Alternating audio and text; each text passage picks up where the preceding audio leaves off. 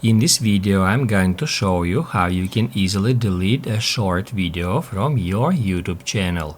Be sure to watch the video to the very end so you don't make any mistakes. Let's get started, guys, and first off, you need to open up YouTube app. Make sure you are signed into your YouTube account and then tap right here where it says You. After that, you will be taken to the page that looks like that, where you need to drag up to go down a bit until you find here Your Videos. What that will do, that will show you all of your videos in one place, and here at the top we can filter those videos by regular videos, shorts, and live. To show up just shorts videos, I'm just gonna hit right here.